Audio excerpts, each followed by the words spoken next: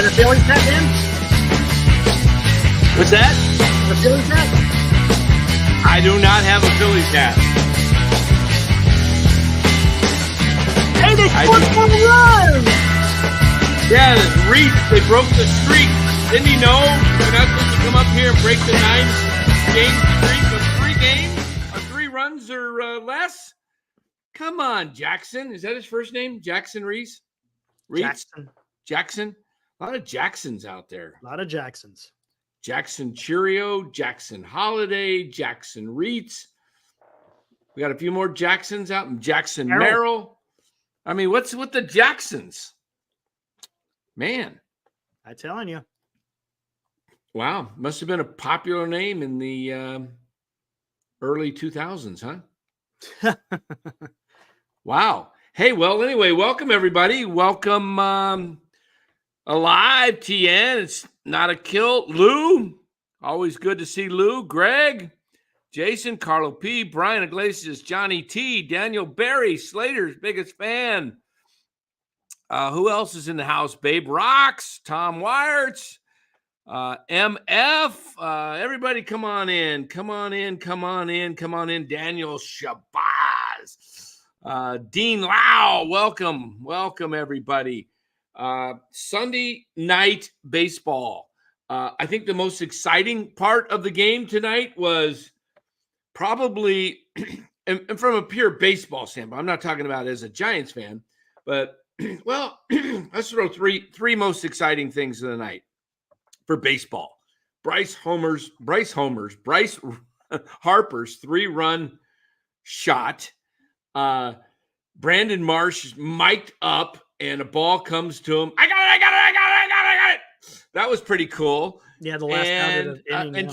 And Jackson Reetz's first career major league at bat. He puts one in the yard. He puts one in the seats. I mean, out of the yard.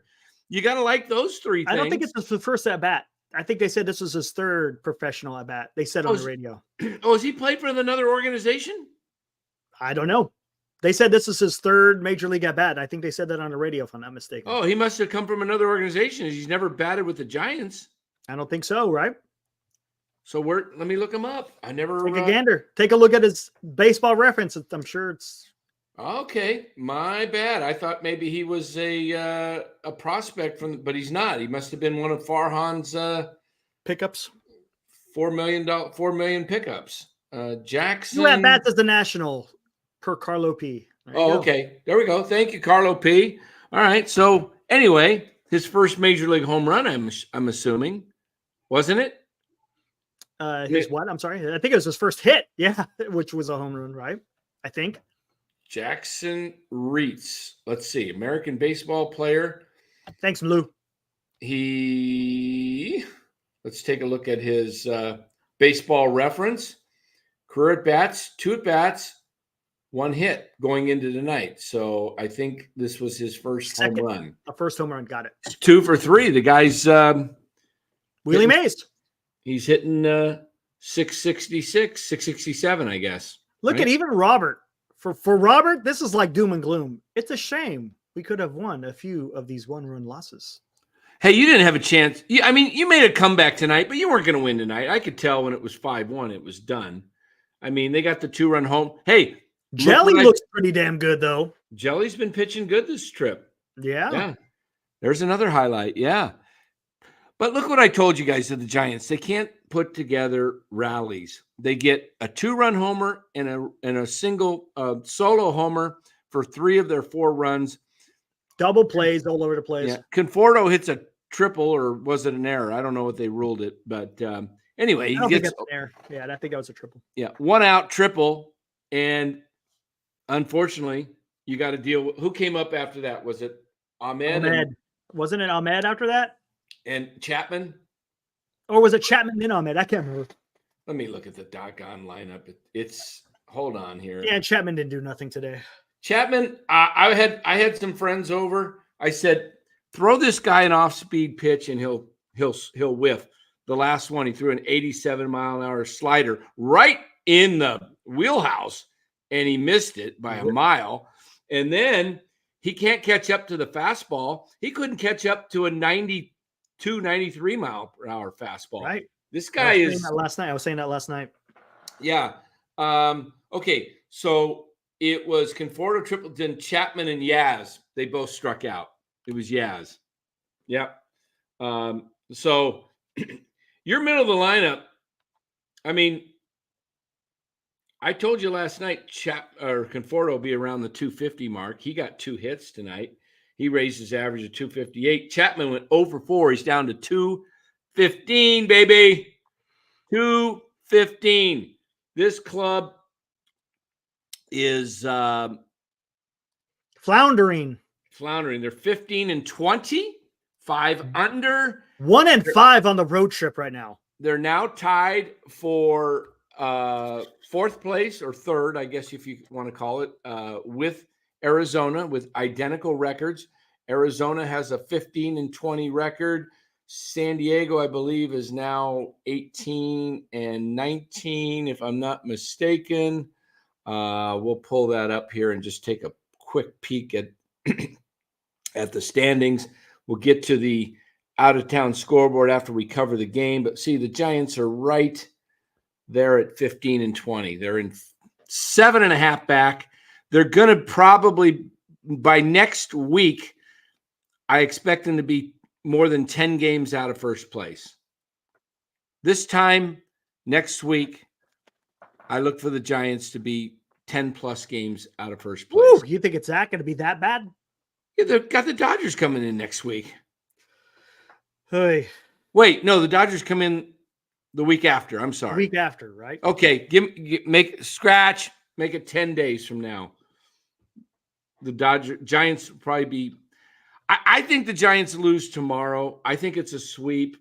I think Phillies can smell a sweep. Although the Giants made a comeback, which is sometimes indicative of a team they may pour it on the next day.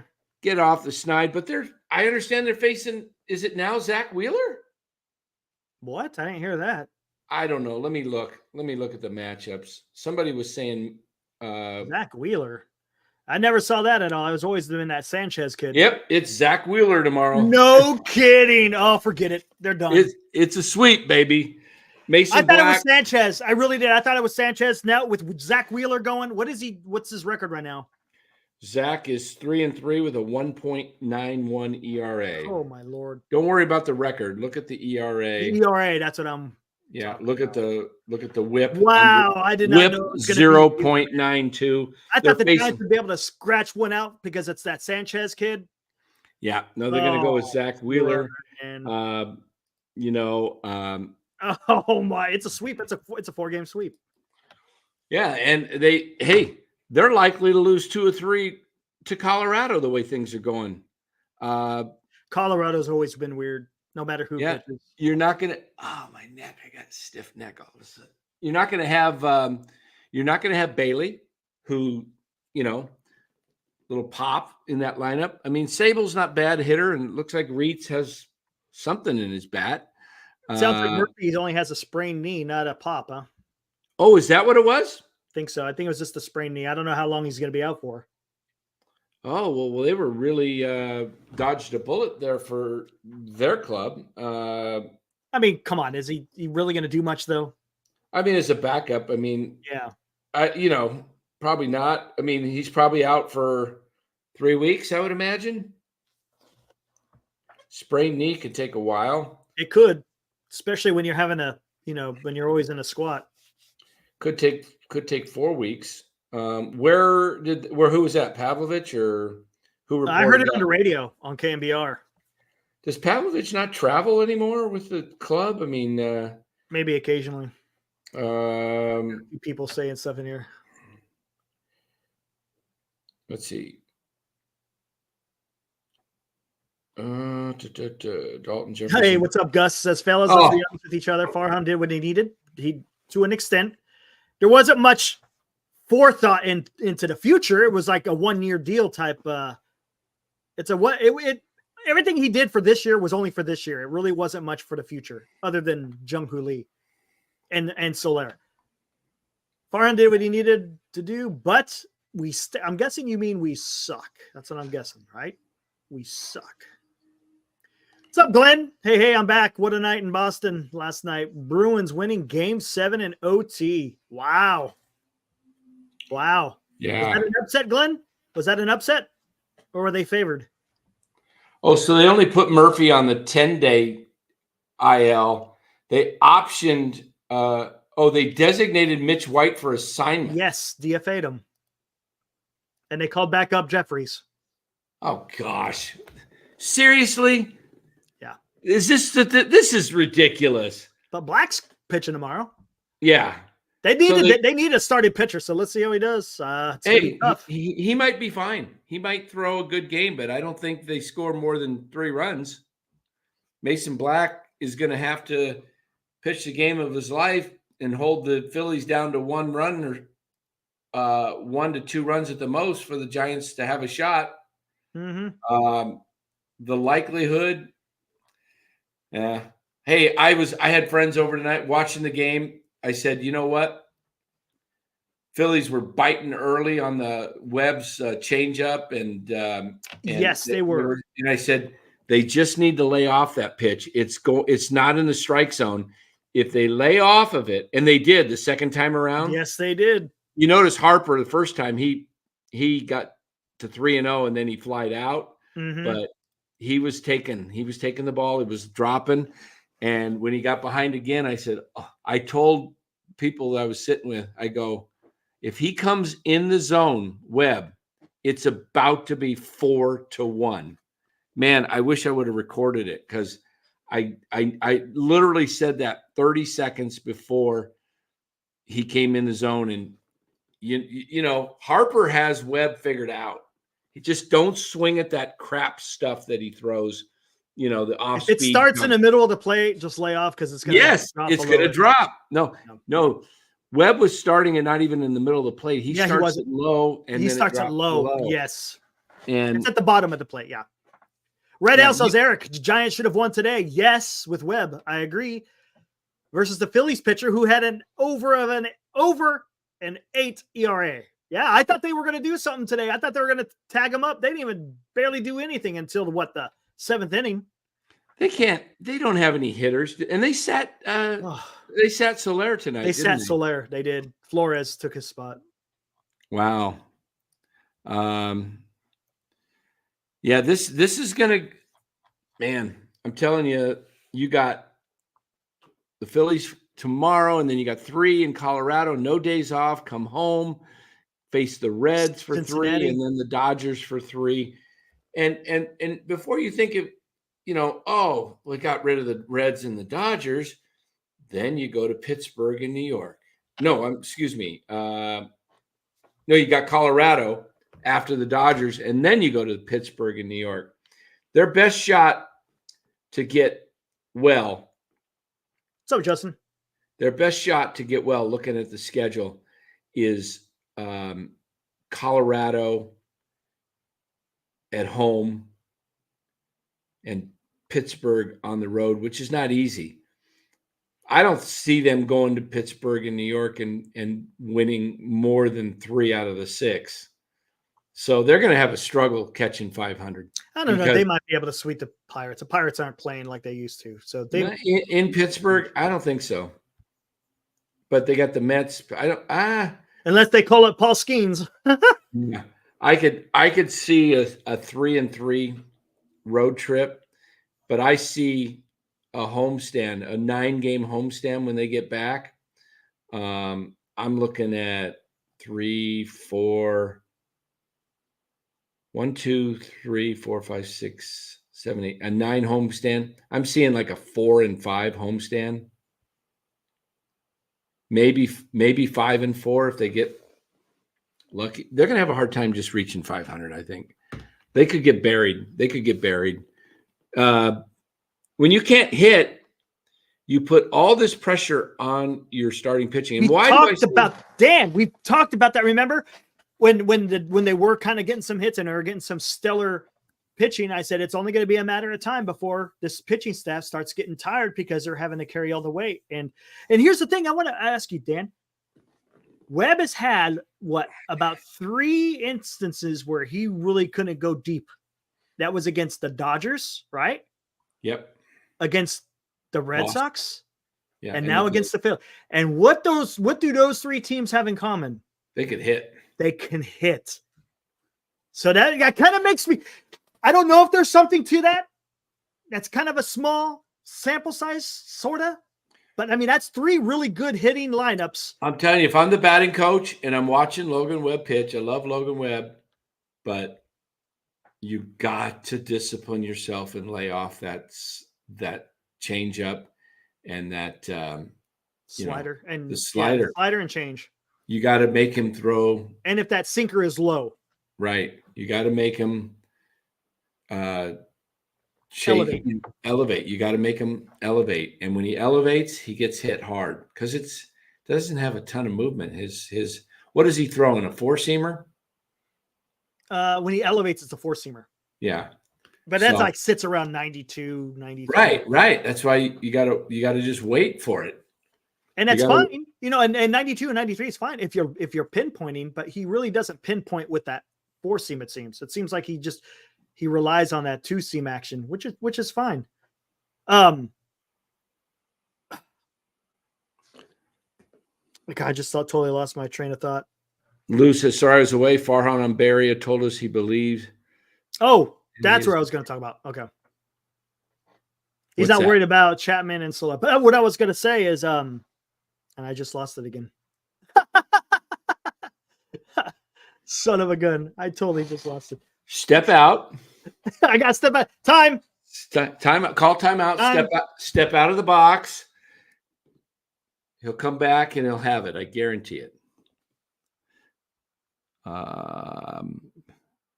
Ownership. Yeah. Ownership spent a ton this offseason, and Farhan managed to build a roster worse than last year. No way he survives this. Changes are on the horizon. Let's hope, Will. Let's hope. Did you get it? Did you figure it out? I figured it out. Got it. Go for it. So tomorrow, who's pitching tomorrow for the Giants? Mason Black. Why in the hell did they not call Mason Black up earlier? Why do you got to wait till now? It's why'd you have to go through bullpen games when you had a starting pitcher waiting down there in Sacramento in Mason Black? Why did he wait this long to put a starting pitcher in a starting rotation rather than trying to do these bullpen games? You want to know why? Yeah, I want to hear it. Hear it. Let's hear it. Why now? It's one word with Farhan, and you know the word. It's options. I get it. But no. But why is he doing it now, though? Because he could have very well done another bullpen game for tomorrow. Because the bullpen is shattered right now. He's blown it up. If he brought up Mason Black, there's a chance that, hey, maybe you can salvage the bullpen from being torched. Could have. He could have brought him and started him in what would have been in the second game in Boston. When did they do the bullpen game? Yeah, I think it was the second game in Boston. Correct. After Logan Webb went first. Yeah. Maybe because Farhan is stupid. Nice, Paul. That would probably be about accurate. What do you do with Chappie Soler? Do what I would suggest. I would try and trade both of those guys, and I'd eat salary if I had to. I might hang on to Soler a little longer than Chapman because unless somebody was ready to take him, but I would like to see Soler bat with Ramos, Luciano, Matos, and Schmidt in the lineup and see what a little youth could do. And I'm not against Conforto in the lineup. Yeah, he had a decent game today. He hits the ball hard. He can hit it, but also, you might be able to get something if you paid part of the salary for Conforto. You might be able to get something. People that are on contending teams that have good teams would like a Michael Conforto. Mm-hmm. Somebody who needs a really strong defensive player that can afford to have a weak bat in their lineup. See, the Giants can't afford a weak bat. Okay. Yes, that's They the can't. problem. They can't afford a weak bat. And No, they can't. Chapman is. Can you pull up my tweet from today on Chapman? Which please? one? Which one? I had the Chapman one. The Chapman Schmidt thing, man. You put a lot of stuff there. It was good. I want to show you guys something here. All right, which one am I looking for? Just the one that it's all in the comments. It's the one that said, I basically reposted what I said in January. Oh, so you want all those? Hold on. Yeah, it's all in one. It's all in one. Here, It's one tweet and then it's comments. Yeah.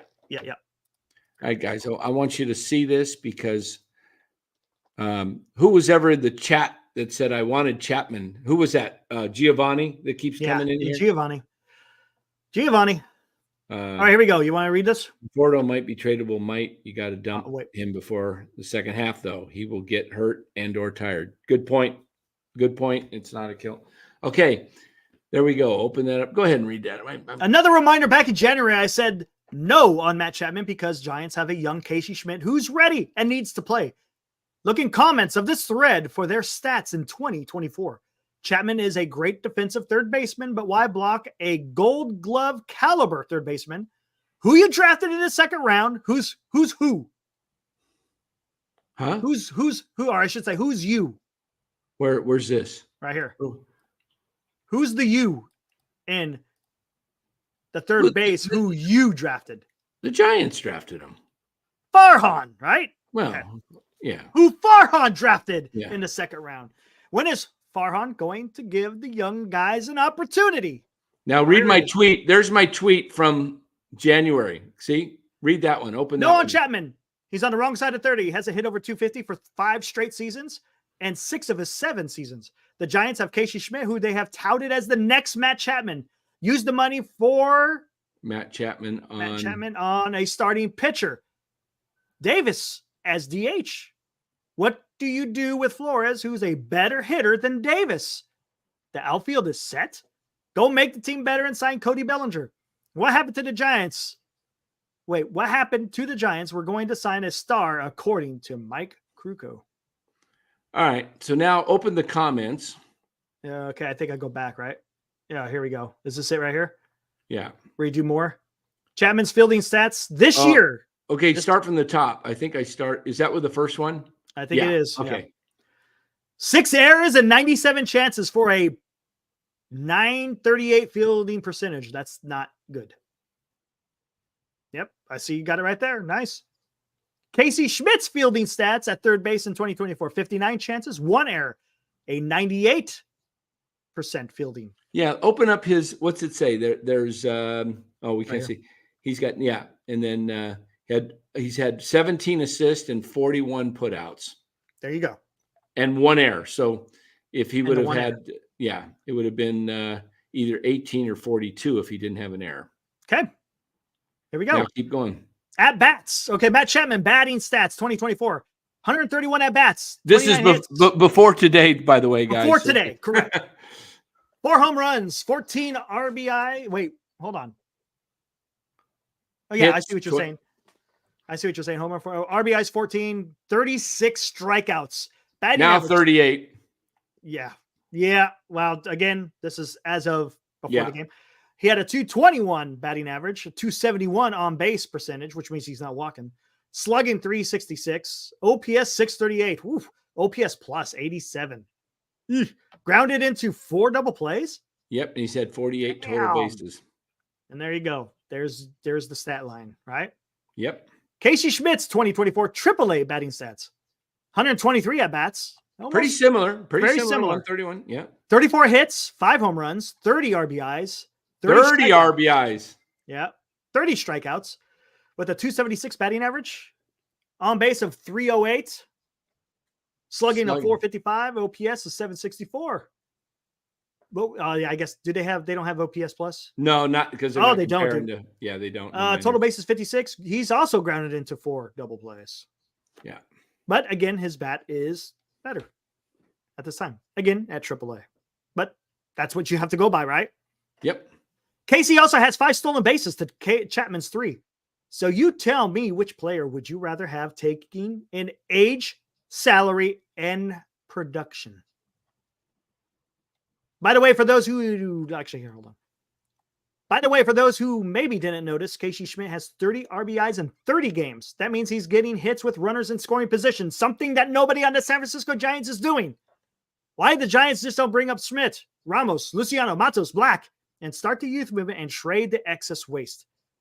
Giants fans would be more excited to watch the young guys with energy and speed than watch aging vets that will be gone in 1 to 2 years. Great point. Farhan, stop this unsustainable nonsense. Nice. So, yeah, I mean, think about it. Who's going to be here in 2 years? It looks like in 2 years, you're going to have Chapman and Soler in their last year of their contracts, unless they're dealt or DFA'd, because they're probably not going to opt out. Soler doesn't have an option. But who's going to be here? Oh, look who showed up. Sorry. Who showed up? Giovanni. There it is. I got it in there. Can you try to be positive? Giants lost by 1.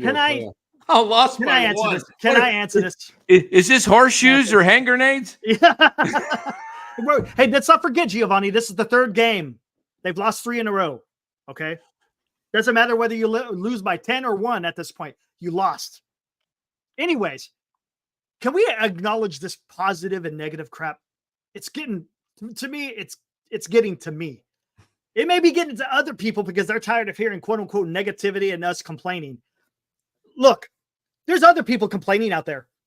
Are we professional media folks that are going to come out here and act, whether it's Chris Russo, whether it's Tom Ferducci, whether it's who else is out there that's saying stuff? Oh, there's all kinds of people out there. Yeah, Aaron or A-Rod, he said some stuff during the post game last year. We're just a couple of guys giving our honest opinions on how we feel. We're not up here acting. We're not up here just trying to be negative to be negative sake. We're just we've been positive when the Giants play well, okay? And that's another thing. When they have done well, we will acknowledge it. That's what we've done. But there is something wrong with this team, and we will continue to point it out. And it's not about being negative, and it's not about complaining. It's about wanting the best for the team because they could do better. And that's all we're highlighting. That is all we're highlighting. Okay.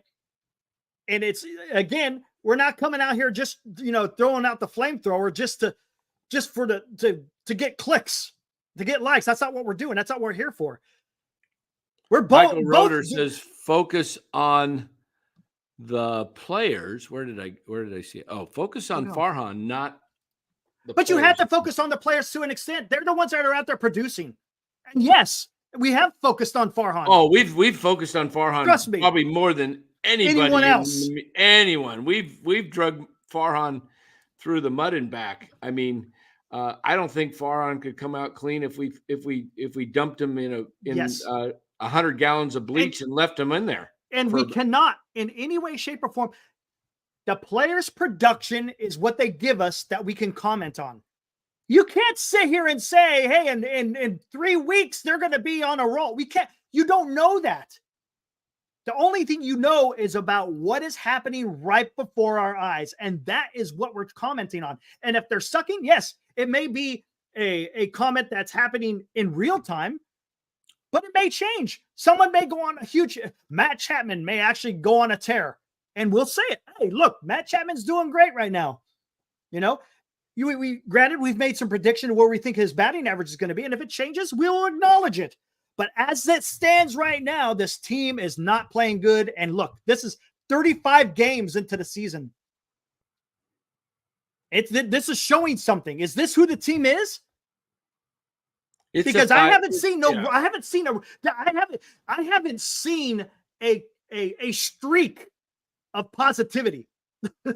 I mean, there's been the starting pitching, they've had their moments, but as far as the lineup is concerned, it's been pretty bad since day one. Yeah. All right, cool. I had to say that. Yeah, their run differential right now is minus 36, guys. They scored 131 runs, giving up 167.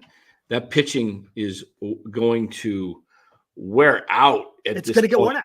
And the bullpen is actually kind of, to be honest, the bullpen's been actually doing okay right now. For a while there, they were kind of teetering a little bit, but they've actually come through and they're actually, Jelly. I didn't expect Jelly to throw 2 innings and have 6 strikeouts. I didn't see that coming. Do you remember what I said? Now, this is still very early, but it's a trend where I said the Giants would finish this year. Originally, I said, and this may have been before they added Snell at the end, but I predicted them to finish. Do you remember where in the of the 15 teams? Oh, the lowest tier. I said the lowest 15. tier. I said 11 to 15. Yeah, 11 to 15. I didn't know where. Okay, let me just show you me. What's this? Giovanni, Eric, and Dan thought the Giants should make the playoffs last year, but laughing out loud and said no playoffs. There was a point where I thought they might make the playoffs mid-season. Yeah. And I said that. I thought they were going to make the 3rd wild card. I thought they might too. I had them, and then And then the bottom fell out. Mid-August. Toward mid-August, I said they're not going to make it. I said they're going to finish 4th. Even as early as September 1st, when the Padres were 8 games behind the Giants, I changed it because I said I could see this team is going nowhere. Kepler lost the team. They couldn't hit themselves out of a wet paper bag. Now, take a look, guys, where they're at right now. Okay, you've got the 4 division winners not showing up on that. Well, we'll just show instead of the wild card standings, we'll just show the actual standings expanded. No, not expanded. I want league. There we go. Okay, Giants are, let's see, 1, 2, 3, 4, 5, 6, 7, 8, 9, 10, 11, 12, 13. Tied for 12th. Right now. That could change. It's early. Mm-hmm. True. So I'm just telling you. To an extent, I mean, it's 35 games. They're only a couple games off the pace for the wild card. Gotcha. I mean, they're not buried. They're not buried. They're not buried. The problem is, I mean, they're only 2.5 back. They're far from buried. But the point of this is that how they're playing. Yeah, and the point is not just it's the trend. It's what you see out there. You know, I know Chapman is going to strike out a ton in key situations. He's not going to come through with a lot of hitting. The guy's not he's got holes in his swing that are, I mean, you can set up Matt Chapman, okay? You could set him up. He's going to get hits, but he's not going to hit you more than 240. I said his range, I think I said his floor is about 200 and his ceiling's about 240. And he's going to be probably in the middle, somewhere in the 220-ish range. Oh, my gosh. Giovanni, are you being negative? Are you complaining, Giovanni? Can you – seriously? You're actually being negative about a Giants player? Come on, man. Come on, Giovanni. Can we be a little more positive? They just Giovanni. Lost by 1 run, Giovanni. 1 stinking run they lost by. To a playoff team. To the best team in baseball right now. That's even a little better. That's even better than a playoff team. They're the best team in baseball right now. They won 16-19. The Giants only lost by 1 stinking run. Come on, Giovanni. You know what? I'm going to just move them up in the standings right now. I'm giving them a tie for today. Forget this 15 and 20, guys. They are now, okay, guys, the Giants, in fact, we're going to make them 16 and 19 because that's as good as a moral victory right there. Is this Giants? Oh, Giants are now 16 and 19. They jumped over the Diamondbacks and the Cardinals and are tied with the Pirates. See how easy that was, Giovanni? When you get positive and think positive, don't go negative on me, Giovanni. Come on. That's a moral victory for the Giants. Let's hear it. Come on. Let's hear it for the Giants. A moral victory. Everybody, can we? You ready? Yep, let's hear it.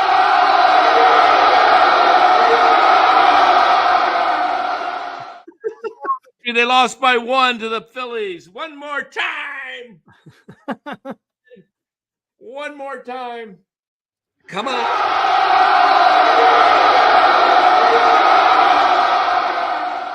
Oh, baby, do you guys feel better out there in the chat now? Huh? Do you feel better?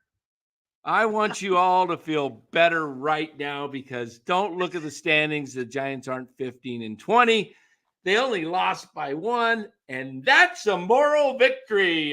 NorCal Sports Network, we're proclaiming not Cinco de Mayo. It's not Cinco de Mayo.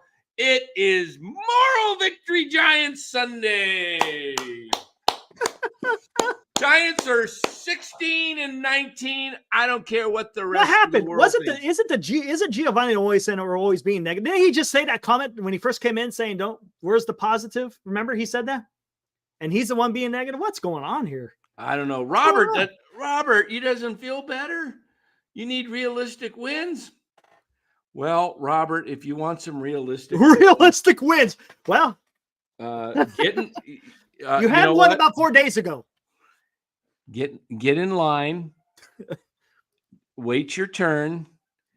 You'll get a realistic win sometime in May. I guarantee it. Is this true? Is Solaric dealing with a shoulder injury, or is he day-to-day with a shoulder? Did you hear about that? I didn't hear about that. Anyone? Because I saw Rob C saying he's day-to-day with a shoulder. Yeah. He doesn't play a position.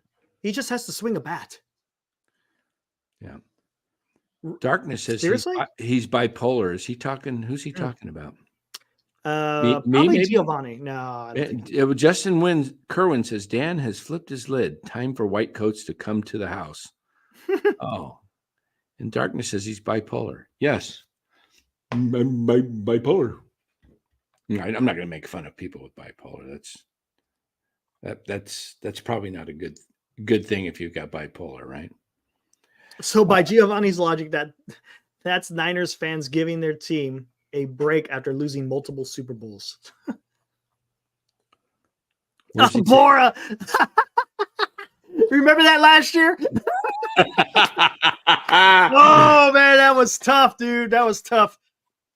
I bet you Bora, if I talked to Bora right now, if he came in here, I bet he'd say this looks like a 4th place team. Yeah, he probably they might battle for he ain't 3rd. Getting fooled again, man. He ain't. Telling you want to infuse some things, bring in the youth. I wonder what would maybe Farhan's afraid to do it because he stacked the roster with all these vets. He made all these moves, so maybe I don't know, something weird is going on. I mean, Nick, did you see? I know he tripped, but that was pretty hilarious. What was that? That was weird. What did he trip over? A pebble? His spike got stuck in the dirt. I saw that ball go flying. I'm like, wow, now that's a looper. He got his back foot stuck when he went to plant on it. And it didn't. I was gonna say it didn't look muddy. It didn't look. Yeah, but the field is worked on. It probably had some either soft spot or hard spot or something wasn't as smooth, and that's just. I thought he just misplayed it. He didn't misplay. His spike got stuck. It's just happened, and there's nothing you can do about it. It happens. I mean, it wasn't. I mean. No error by Chapman today, so that was good. We did have a base hit that I think Conforto flubbed that one out in left field right after. Did they give that an error, or did they give it? I never looked. Honestly, I don't know if they. Let me look at the box score if there's an error on that.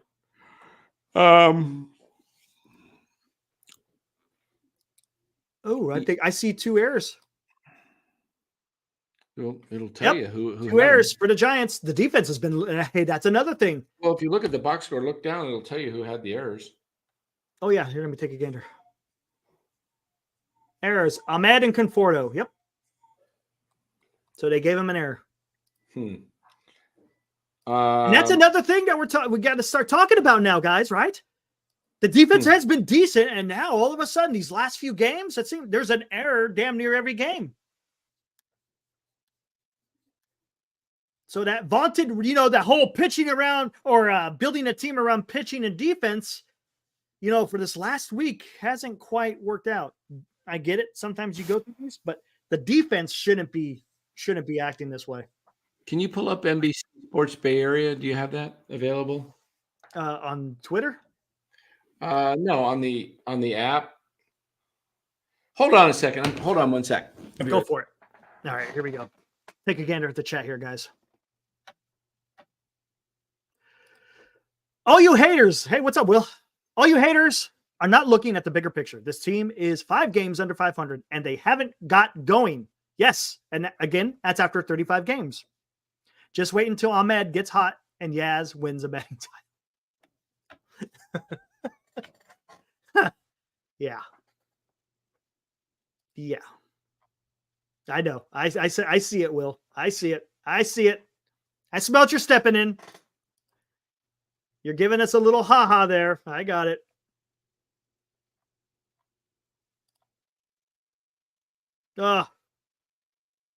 Jim Thurkle says the weather this weekend has been bad, but it feels like the players are already phoning it in, guys. Interesting. The weather didn't seem to affect the Phillies, though, did it? Sure didn't affect the Phillies. Was there a reason why they decided to move up Wheeler? Did anyone hear anything about that? That's interesting that they're moving up Wheeler. Man, they're going for the jugular. They're going for that 4-game sweep, no doubt about it. My goodness, man. I mean, the Phillies are a good damn team right now. Whew. Even without having Trey Turner there at shortstop, they're still knocking in those runs. They've knocked in another 5 today. They had a chance to knock in more.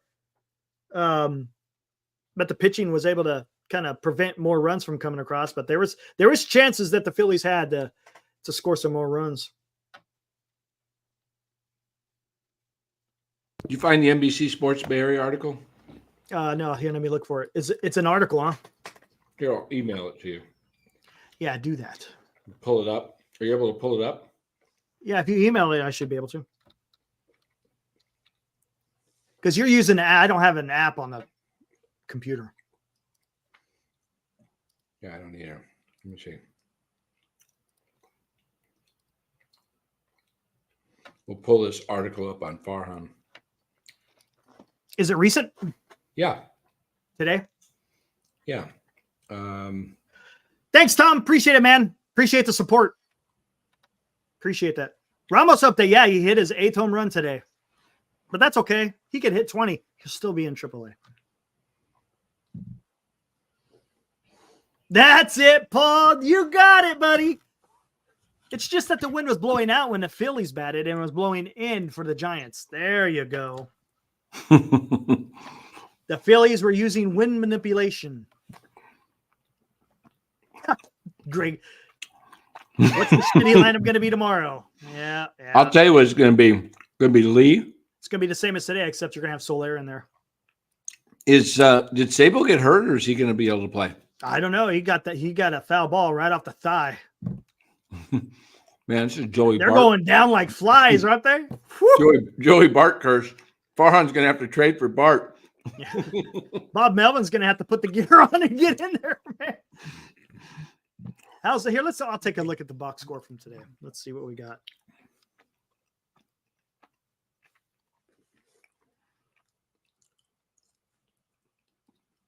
What do we got?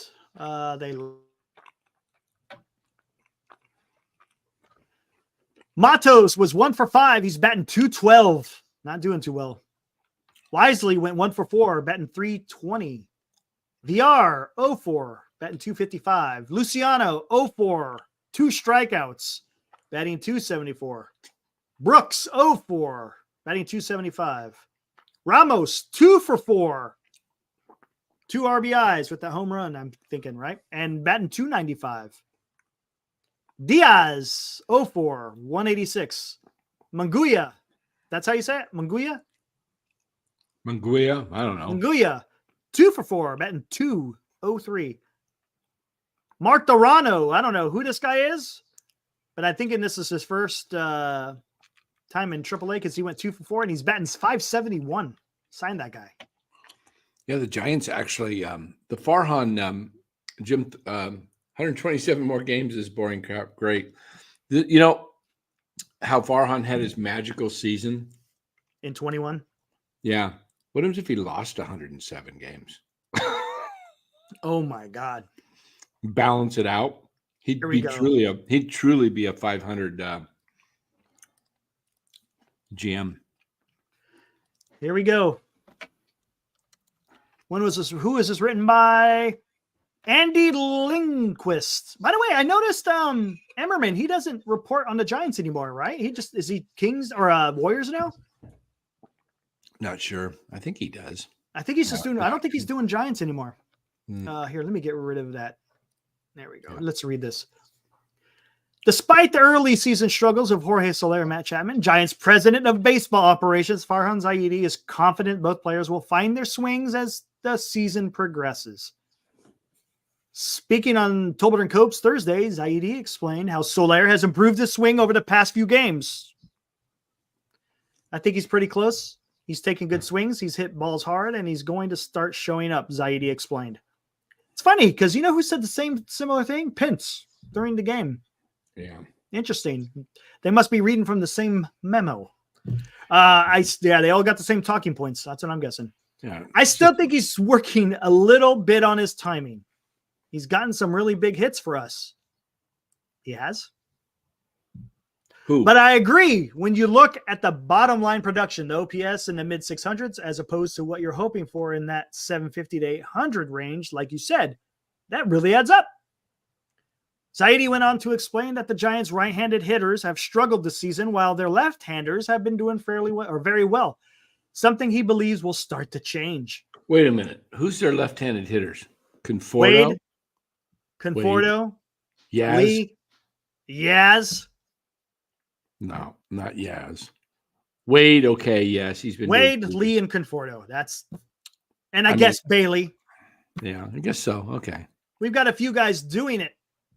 Talking about struggling at the plate. And it's funny when you read about any team that's underperforming, Zaidi detailed, the teams that are around us in the standings, a couple of games under 500, but are looking to be better.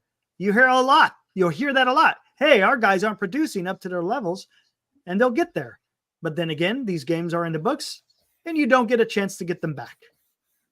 That's one of the tough things that we've had to battle because our left-handed bats, I think, have done pretty well. Conforto carried us early in the season. Lamont Wade has had a good year so far. Yaz has been coming on. And it's been the right-handed bats that are a little bit on the underproducing side. A little bit? A little bit. And Just that gives the opposing teams confidence to bring all these lefties out of the pen late in the game. And we're looking. Yeah. Just a little bit. What's up? Just a little bit. The right-handed bats. Gotcha. Just a little bit. Just, 215 here, 235, 240 there. Just a tad. Just a tad. And that gives the opposing teams confidence to bring all these lefties out of the pen late in the game. And we're looking to get a little bit better balance. So I agree with you. Those two guys, Chapman and Soler, are huge for us, and we're confident they'll get it going. So Flores isn't really hitting too well. No, he hasn't. Either. Nope. Despite being big spenders during the MLB offseason. Yeah, I heard that a lot from the fan base. You spent just under what the Dodgers spent, right? Something like that. We were the second most spending team in the offseason. We're going to do well because we spent all this money.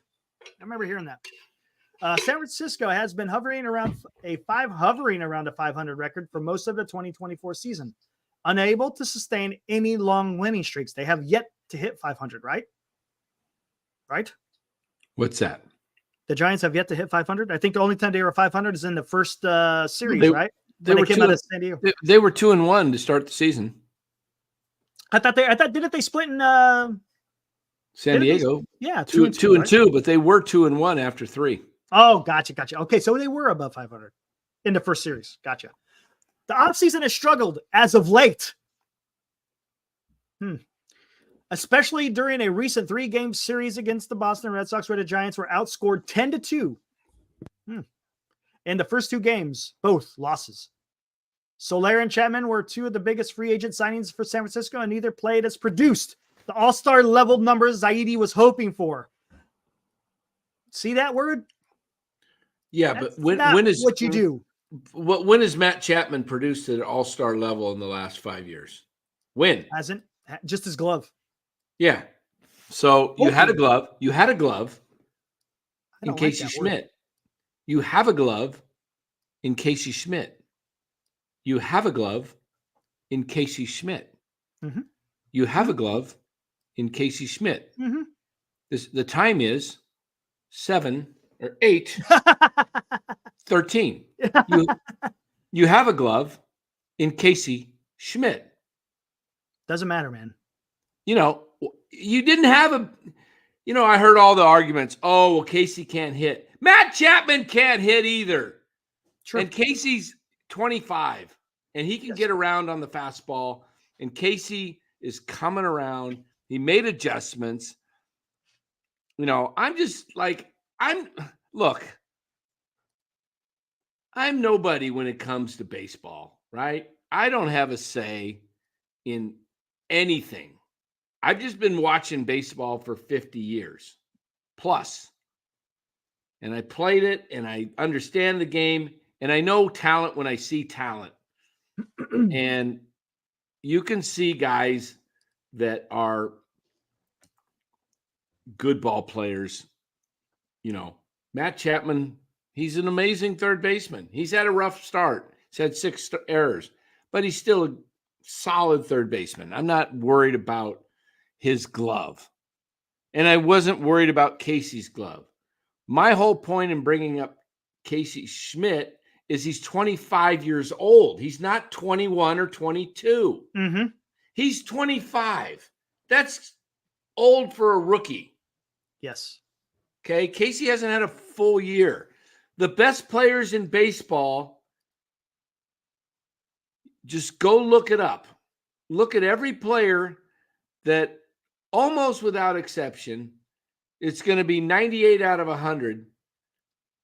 Every one of them that is productive and is all-star level has made it to the big leagues before they were 25. Now, Casey made it at 24. He made it last year. You sent him down. But why are you sitting a guy? You drafted him in the 2nd round. Mm-hmm. Okay? You didn't draft him in the 13th, the 18th round.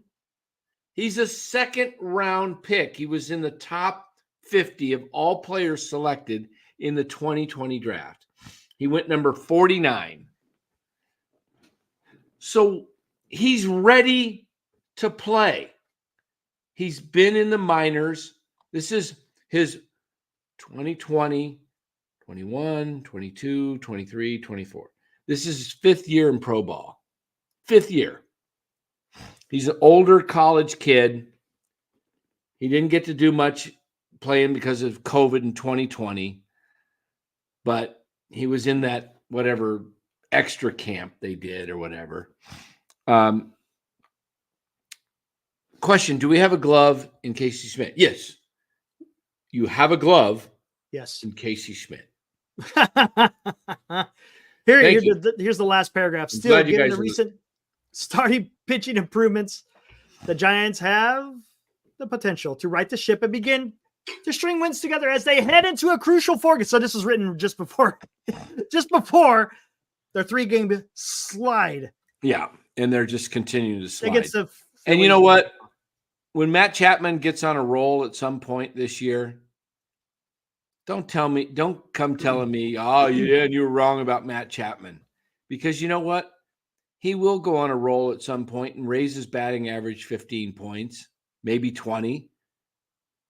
And he'll get hot and he'll have a good series. He'll have a good stretch for 10 games, and then he'll fall right back down to earth. Okay? Mm-hmm. So I'm gonna put a question out there for the chat. I'll put a question because I want to know what you guys think here. Here we go. Yeah. This is my point on the and I harp on it. But you know what? I'm going to harp on it because I want change. The reason I was against the Matt Chapman signing was because of Casey Schmidt. Now, if David Villar was the backup, was the option for the Giants, if that was your option to play third base, I would have been like, yeah, go sign Matt Chapman. He's better than anything we got. You better get Chapman because he can play third base, he could pick it, and he'll probably hit you better than Villar. But when you got Casey Schmidt, I'm not so sure that Chapman is much of an upgrade, if at all, over Schmidt as a defensive third baseman. And I certainly don't think he's an upgrade offensively. I think Casey Schmidt could come up to the big leagues and hit you 235 and give you 15 homers plus and steal some bases. He probably will hit better than 235. I'm being very conservative when I say 235. I think Casey can come up here and hit 240 to 250. I don't think he'll hit much higher than that, but you got to give Casey Schmidt the opportunity to build on himself. Let him come up here and hit 240 in 2024. And then maybe in 25, he starts hitting you 255, 260. And all of a sudden, Casey Schmidt, as a 27, 28-year-old, is hitting you 270, hitting 20 homers and driving in 80 runs. You see? You got to get these guys to play. So when they start playing, they develop, and they develop together, and they start getting better. All right, there we go. What about the Giants? When Sandoval came up, 08, 09, somewhere in there? Right? Somewhere around there, right? 08, 09. Giants were just starting to turn it around. Then Buster came in 2010. Now, Buster's a Hall of Famer, so that's a little different. He's a Hall of Fame catcher. But then next was Crawford, right? 2012-ish. And then it was, or Belt. Are you talking, Belt was 2011. Yeah, Belt and then Crawford, 2012. And he started bringing these guys up. Are you talking just position, or are you also just talking pitchers as well? I'm just talking in general. I'm just talking because you got the pitchers that came up a little bit before as well. Yeah, I know you had Mad Bum and Lincecum. Well, Mad Bum in 2010, but Kane was first. Yeah. But you see, the point is, you bring these guys up and you just play them, and one or two starts to develop, and the old Dodgers. You remember the old Dodgers of the infield? Steve Garvey, Davey Lopes, Bill Russell, and Ron Say. Outfield, they had trying to remember their outfield, but they had some homegrown guys out there too. I don't know if Reggie Smith was homegrown. Explain the question. I just want to know what you think the status of the Giants are. Are they rebuilding? Have they been rebuilt? Or have no freaking idea? And I'm talking about as the team is organized right now.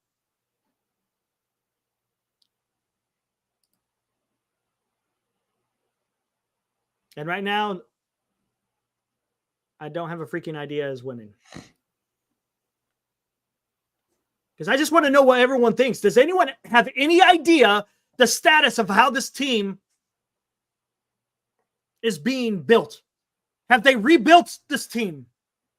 Are we in the middle of rebuilding this team? Or do we have no idea what is going on here?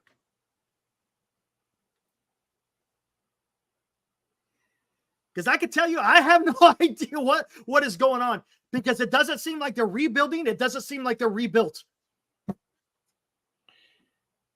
Okay, if they are rebuilt, then it's a 1-year rebuild. That article, by the way, I forgot to mention. Shout out to Lou Marston for sending that to me. Way to go, Lou.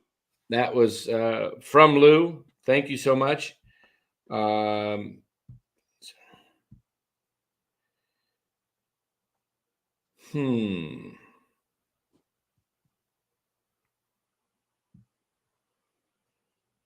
Let's see. Rocks. I have no effing idea. Yeah. Kind of thought that's where it would go, because I don't. We got 37 votes. Guys, get out there and vote just to find out. I just want to know what the chat thinks. What do you think is the status of the team? Got 39 votes.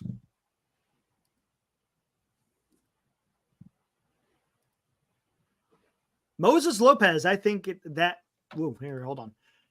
I think it's that Larry Bayer philosophy. We're always going to be competing, even though the team needs a rebuild. Yes. Yep. They're opposed of uttering those words.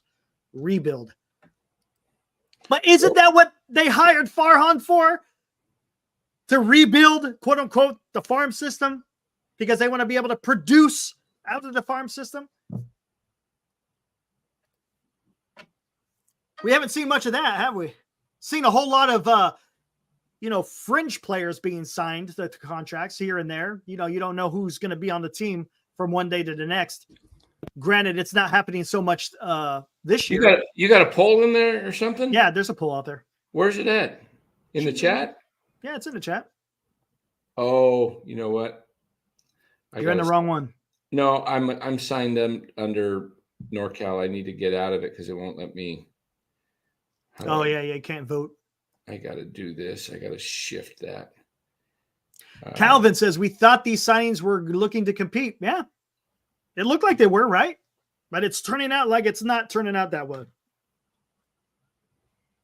Because Chapman isn't the bat that you thought it was going to be. And Soler isn't really having much success for the simple fact that he has no protection in the lineup. If he had more protection in the lineup, maybe he would produce a little bit more. We bring in the young. We bring in the youngster. 2004. Yep. Hey, what's up, Bora? What's up, Bora? Man. So what are they? Are they rebuilding? Are they rebuilt? Or you have no freaking idea? What do you think, Bora? I think they're going to be in first place. That's just. Oh, get out of here. Okay, what's the question? The status of the Giants. Are they rebuilding? Have they been rebuilt? Or you have no freaking idea? Well, I mean, I remember talking about this last year. Matos came up, Luciano came up, Schmidt came up. You thought they were Ramos rebuilding. has been up. We thought they were rebuilding. I mean, you would think that the rebuild is over, right? We're in year 6 of Farhan. Correct. I mean, when he came in, his job was to rebuild the farm system and implement a quote unquote rebuild. I know the Giants don't want to go into that rebuild mode. They want to sort of be good, and they don't want to be able to tank for a couple years because they're still in a big market, which I can respect to a point. But I mean, the guys that are going to be contributing for the next 2 to 3 years are in AAA. And they were in the majors last year. So I think the rebuild has already happened. It's already been here. I mean, Schmidt's here. I mean, he should be here at least. Luciano should be here. Matos should be here. And Ramos should be here. That right now is looking like it should be the core for your next your next team. That should be your core. And that was kind of evident last year. So we thought that's what we were going to get this exactly. year, right? I mean, that's why so many people were excited for this season. Not just because they signed a lot of guys for a lot of money. They expected the farm system to contribute on this team right now, and it's just not, and that's the problem. That's right. You got Bailey's here. You got Bailey who's here. I mean, that's pretty much it. I mean, Bailey and Harrison. That's pretty much it. You have to have a core, and that's not a core. That's imagine this out of 26. Imagine this, guys. Matos in left, he's what, 22. Lee in center's 25. Ramos in right, 24. Second base, Estrada is what, 28? 27, 28, yeah. Put Luciano at short, he's 22? 21 or 22, yeah, 22. And Schmidt's 25. At third base, catchers, Bailey. How old's Bailey? He's older. 25? I think he's 24. Yeah, he's up there. He's either 24 or 25. Bailey, I'll pull it up right here. Bailey is let me give you a roster. Patrick Bailey is 24. So, and then you're just probably 3 years away from Eldridge. He's not doing too well right now in San Jose right now. Yeah, you give him time. Yeah. But Wisenhunt is probably next year. He might be this year. I mean, he might be this year. Black, I think ideal scenario is next year. Right. Black is now, he's maybe here. Harrison is 22. I mean, imagine if you just did this and so you had a down year and didn't make the playoffs. And maybe it's 2 years, but they're going to, at least you get to see what you have. That's exactly the point. Because the way you're going right now is, I mean, Soler's here for the next 2 years. Chapman is probably going to opt back in. Snell might opt in, yet to see how he does for the rest of the season. Right. I mean, your guys are going to be here next year blocking the young kids. I mean, Luciano is going to have a chance to play next year, maybe this year. You never know. He's going to play this year. I can't see them going the whole year. I mean, that would be malpractice. It might already be malpractice, but that would be malpractice. But I mean, Casey Schmidt is already, like you said, 25. In 2 years, he's 27. That's his prime. His prime is 27. Let him. Yes, that's what so he shouldn't be developing in the major leagues in his prime. He should be developing, and then he should be at the peak of his career in his prime. That's the way it should be. You can't expect to bring Casey up at 27 and expect for him to contribute right away. He might not. I mean, we've talked about about Matt Williams so many times on this show. Right. His first 3 years were horrible. 700 bats. His batting average was 200. Exactly. Over three seasons, right? 700 at bats over 3 seasons. Yep. I mean, where's the patience right now? And I guarantee if Farhan came out right now and just had a press conference or whatever and said, you know what, it's not working. We're just going to go with the young kids and we're just going to ride or die with the young kids. I don't think anybody would have a problem with that. I really don't think anybody would have a problem with that because at least he's communicating with the fan base. And at least he's showing us what he does as a GM because most of these guys are his that he's drafted. And if he's not going to bring these guys up, then there's no point to have Farhan as your GM because he's just not doing his job. His job was to retool the farm system. And if he's not going to bring these guys up, then what's the point? Well, here's a point I want to bring up. If you're not going to play the young guys and see what they got, then trade them for major league talent, right? Yeah, you might as well, right? Right? Might as well. If you're not going to sit there and find out what you got in these guys and you just have them toil away in AAA, then trade them for bona fide MLB players. Yeah, you Dan. Yes. Dan. Pick a lane, right, Dan? Like that's a Luis Arraez. Picking a lane. Right.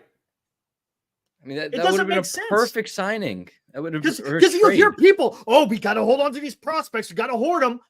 there's no guarantee Hey, that they're going to succeed. But the old gotta saying play them to is know, right? crap or get off the pot, right? Crap Just or get make off a the pot. decision.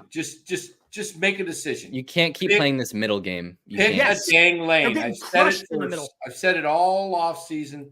Yep. I said it last year, said it this year. Pick a lane and choose it. Either this is not sustainable, adding free agents year after year after year on for- 1-year deals for 1 to 2 to 3 years, 1 to 3 years, anywhere in there. The only signing that was worth a 4-year or 6-year deal with a 4-year option was Jung-Hoo Lee Mm-hmm. because he's 25 right? and he will be fine. Okay. He will be fine. He's a solid center fielder. You can count on him to play solid defense. I'd argue he's playing Gold Glove defense right now. Yeah, and he's going to hit you. I believe Jung-Hoo Lee, if it's not this year, it'll definitely be next year. He will hit no lower than 275 in his career. If at all, it'll only be this year. I agree. He will hit north of 275 his whole career. Or his whole contract, or at least, okay? I can't speak for him when he's 38, but he's a hitter, and he will figure it out more and more. Luis Arraez, he will win the batting title again this year, I believe, in San Diego. He is one of the most, if not the most professional hitter in the league. Yeah. He just knows how to hit. Yep, and he will just hit, and he's got, telling you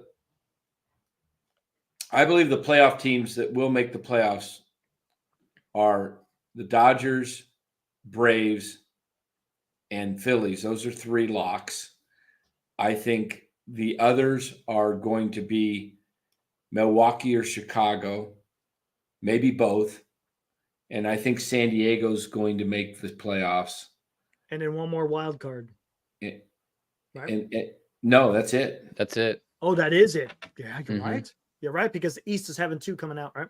Yeah, East is going to have 2. And I think the West has 2, maybe 3. Arizona could get hot, but Arizona may struggle this year just because they overachieved last year, and that's just kind of the way baseball happens. It's just, you see it all the time. I don't think the Giants have what it takes. I think these games they're losing right now, or they're digging a hole.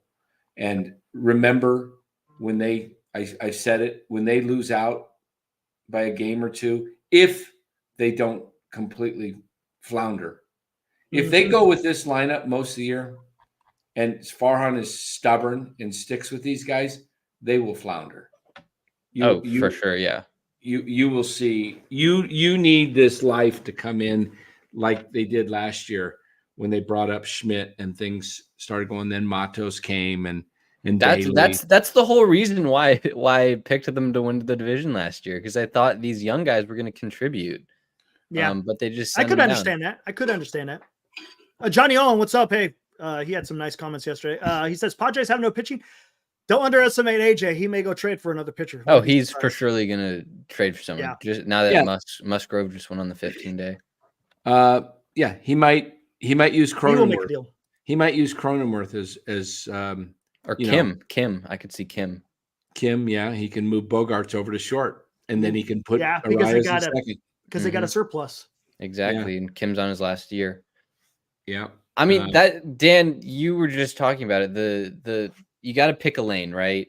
And that's the thing in business in general, right? You can't just play the safe game. You have to take some risks. You got to pick a side. That's what Farhan's trying to do right now. He's trying to play the safe game. He's trying to have his job be secured just by getting by.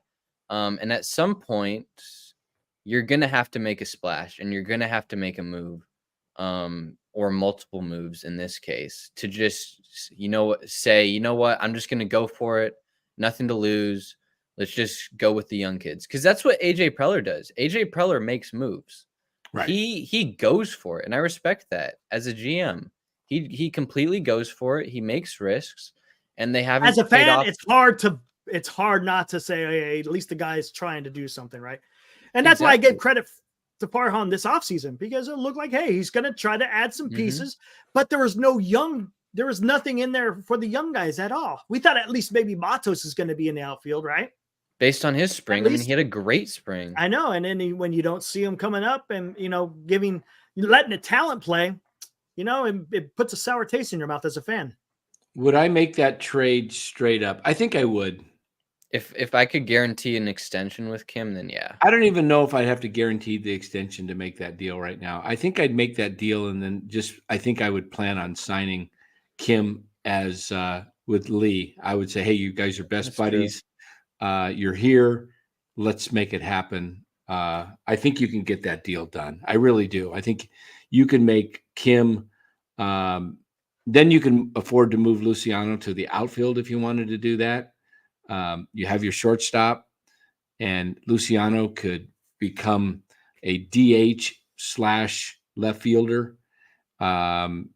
He would be kind of in the lines of Jorge Soler, But would you trade Luciano for Kim? No, I'm not trading Luciano until I see what he can do. Okay. See what he can do. He's still 22, right? So he's still extremely. Is there anybody that you would trade for Luciano? Anybody? Yeah. I'd trade Bryce Harper for Luciano. Yeah.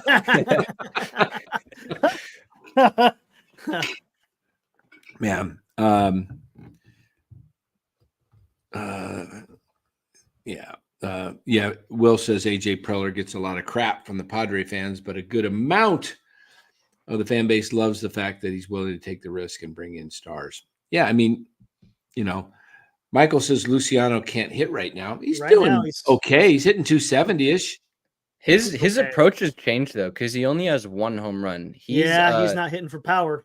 I think I wouldn't. I mean, maybe that's like his back or his hamstring or whatever lingering, which is not good. Which is not good. But he also has made a different approach at the plate. He's walking a little more and he's striking down. If his back's bothering him, that's what I'm saying. I would trade him. Yeah, exactly. Because he's had an issue, and if he's having quote unquote a power outage at the plate, I don't know if it might just be he might be just trying to tweak his swing. He might be just trying to get hits and work on things too. Mm-hmm. He might be saying, "Hey, look, I got to have a backup game when I get to the big leagues. I got to be able to get on base and hit.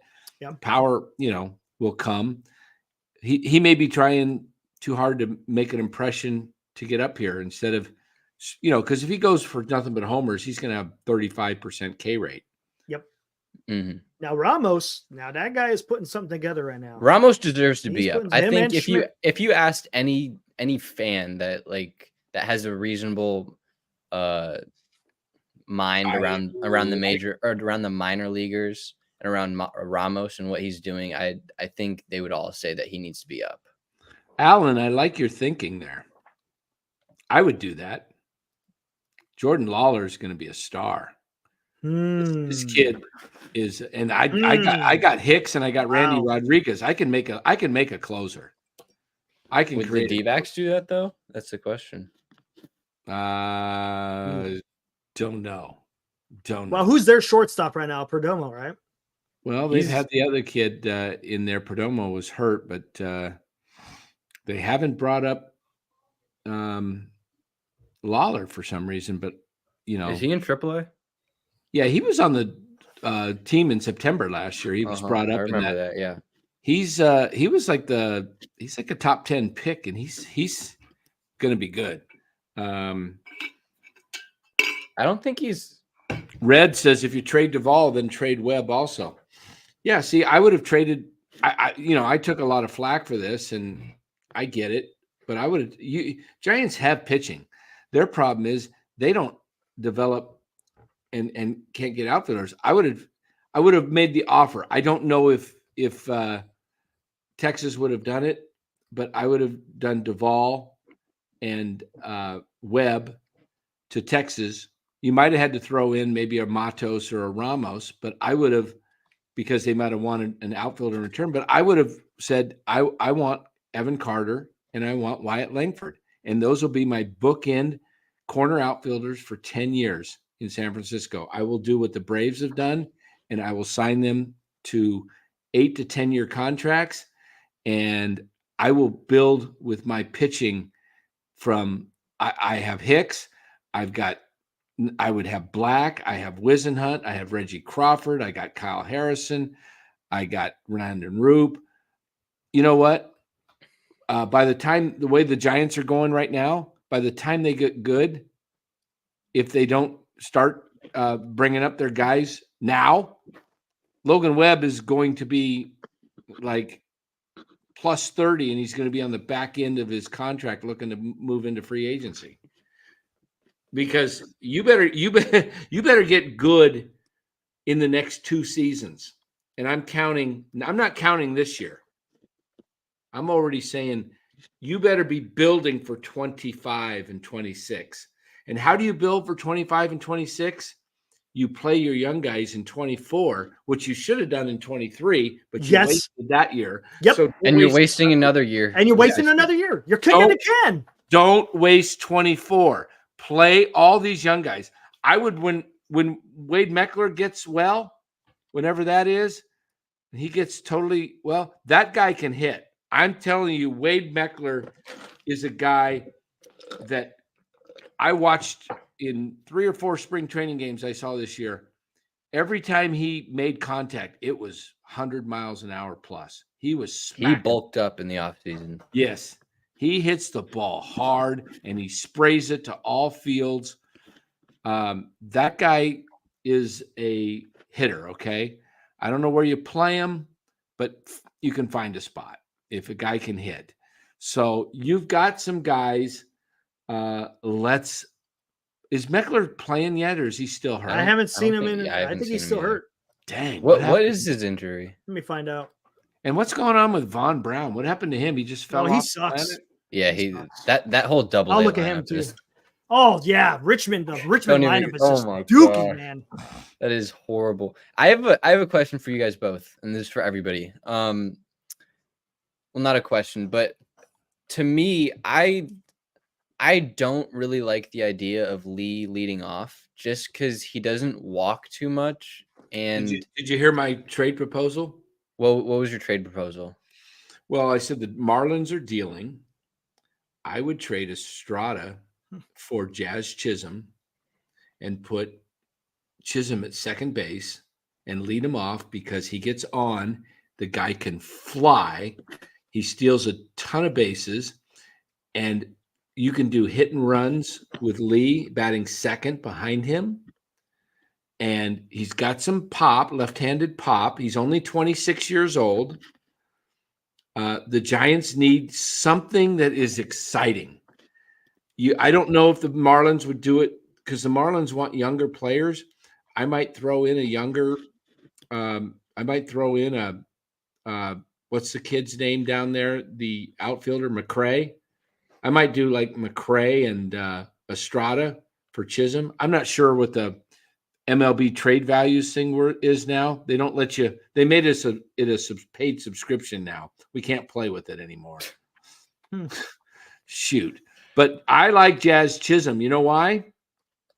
Because he brings excitement. He brings excitement. He was brought up as a second baseman. They converted him to center field when they got Arraez. Okay. He played second base before the trade with Lopez and Arraez. So, and with Arizona, but that guy can fly, and he has that swag, and he'll turn on some balls and jack some out. Babe Rock says he'd go after Jackson Holiday. They're not getting Jackson Holiday. No one's getting Jackson Holiday. No. I wouldn't go for Jazz Chisholm just because he's not having a great year this year. He didn't have a great year last year, and he isn't the most durable. He hasn't played in 100 games since 2021. He hasn't played over 100 games since 2021. He hasn't played over 100 games since 2021. So he's not that. I like him as a player and as like a energy guy. I mean, maybe he can turn it around this year, but he's not having a great year, and he isn't that durable. But with this lineup, just the way it is right now, I would have Wade lead off, and I would have Lee bat second, just because Wade will work you in at bat. He'll work a walk. He can get on base.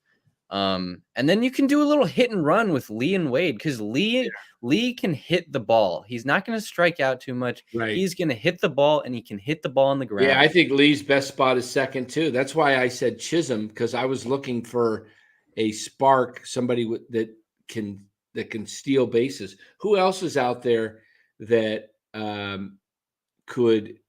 I mean, unfortunately, Fitzgerald doesn't make enough contact. No, he doesn't. Wade isn't too fast. So, exactly. Who's out there that would be available, you think? The only teams out of it would be what, Chicago? I mean, A's. I don't think A's. A's are going young anyways. A's are better than the Giants right now. Yes, they are. yeah. Wouldn't that be something? Wouldn't that be something? Oh, A's? that could be another tipping point for Farhan to get the axe. If the A's finishes exactly. ahead of the Giants, Mhm. playing the young guys. Playing JD Davis. Oh, don't and forget Ross they got Stripling and Stripling Alex and Wood. Yeah. Oh my God. Let's Could you imagine? Let's see how our friend. Let's just take a little peek and see how our friend JD Davis is doing. They got routed today, but he wasn't playing that good. Last I looked. Let me look here. Come on, where is my A's? All right, I'm gonna close out the poll right now. I got. What do you think the Giants, or what do you think is the status of the Giants? Rebuilding, rebuilt, or have no freaking idea? No, have no freaking idea. 76%. Rebuilding, 19% think they're rebuilding. 5% think they have been rebuilt. Oh shoot! Is JD Davis not even in the lineup?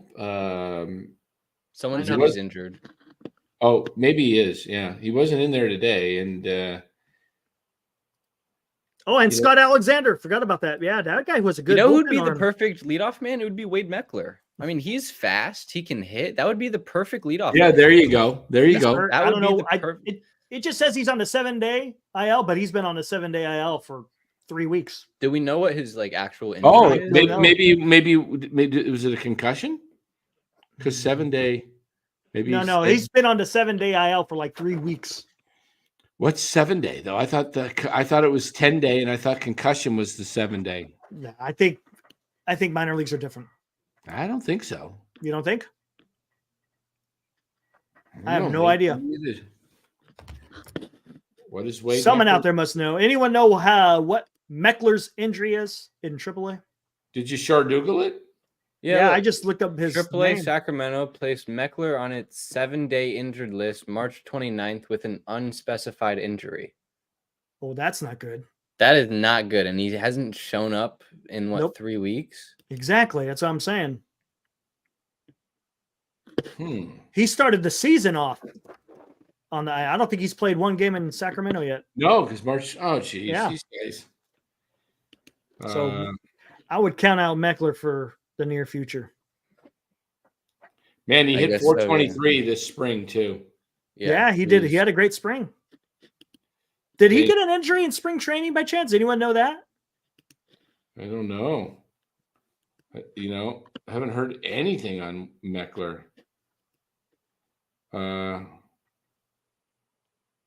Meckler.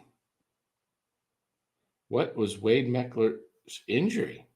Before he was optioned to AAA on March 13th, after failing to win, Meckler wasn't known to be dealing with an injury.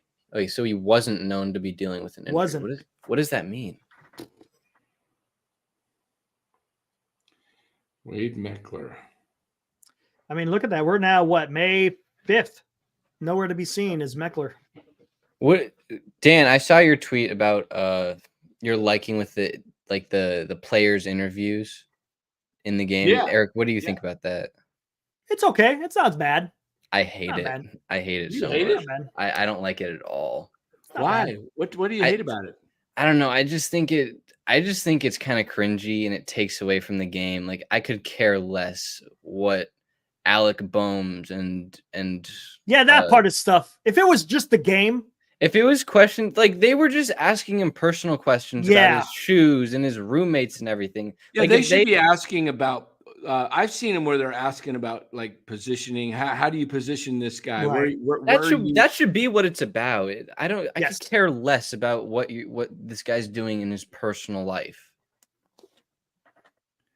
I don't know. I like it because it breaks up a monotony. Well, when you have to root for the Giants, I guess you got to find some kind of excitement, right?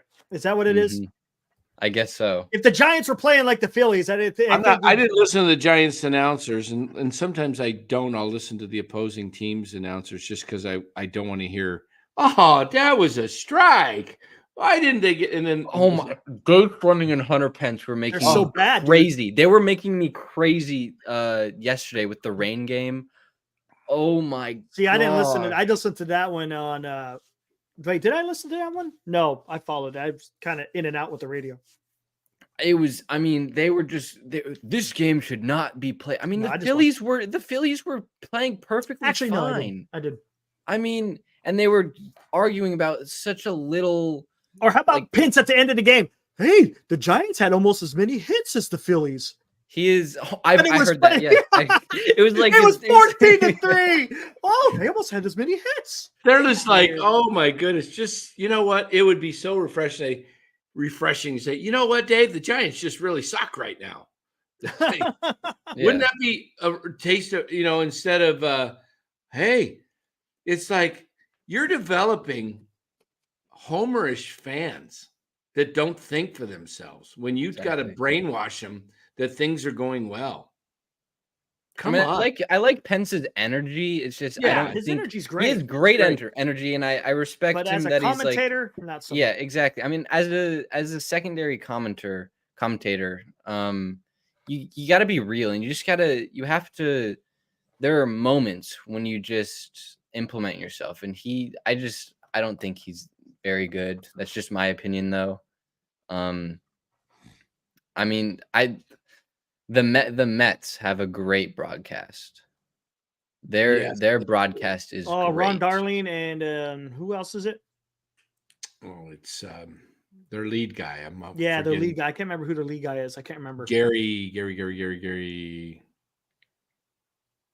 I'm drawing his last name. Gary. Pretty sure it's Gary. Javi Lopez actually does a good job. I like. Yeah, Javi does good.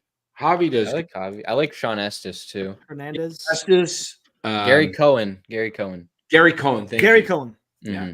Hey, did you see the thing that we played the last couple nights on with Mad Dog? Oh, I watched the whole interview, like the whole 30-minute interview.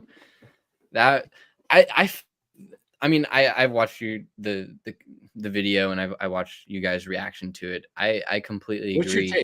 You think? I mean, it's just not weird. It is a little weird because it's the NBC Giants page. It's like it's a direct correlation to the Giants. Well, the Giants own it. The Giants own part ownership.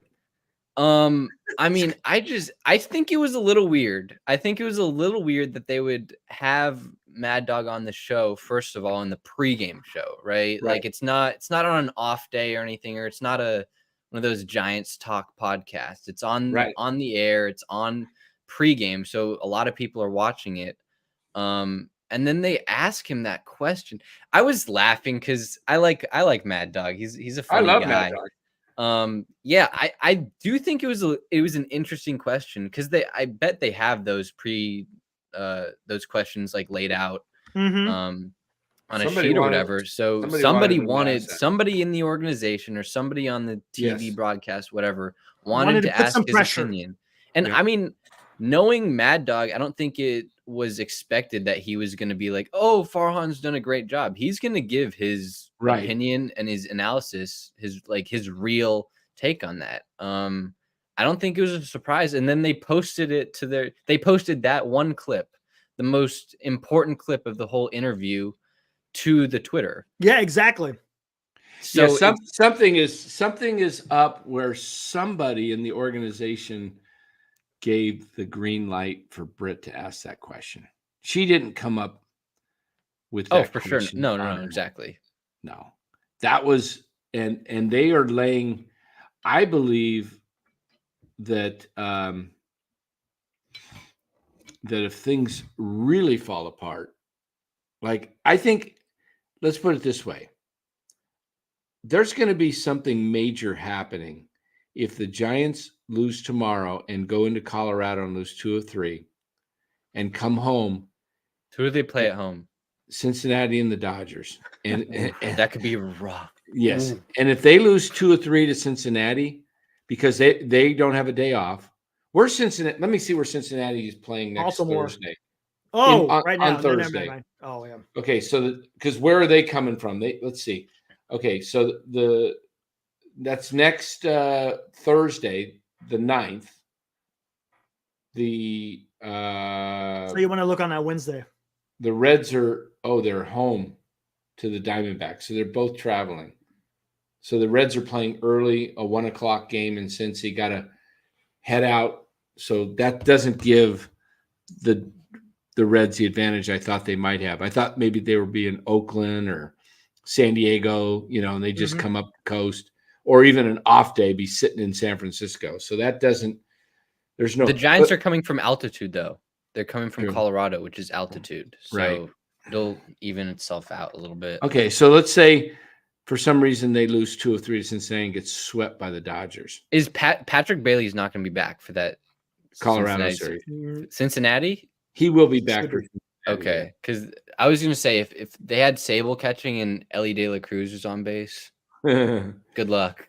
Yeah, good luck even with Bailey. It's tough, but I mean, Bailey's gives you a shot. Let me see here.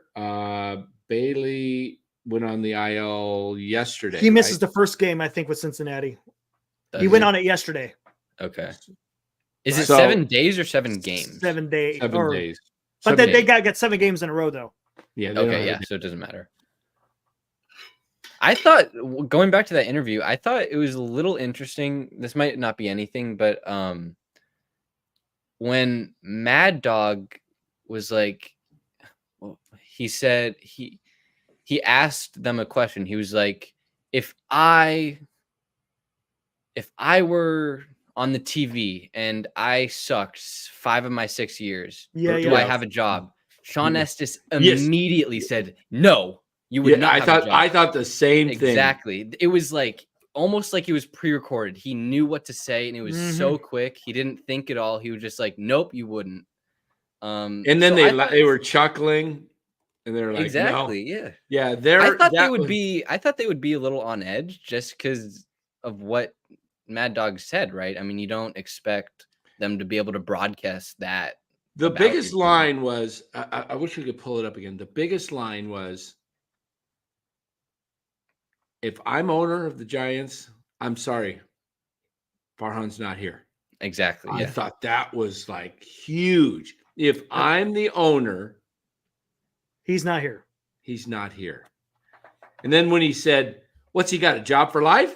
Yeah. What, do you got, a job for life? That was great. Yeah.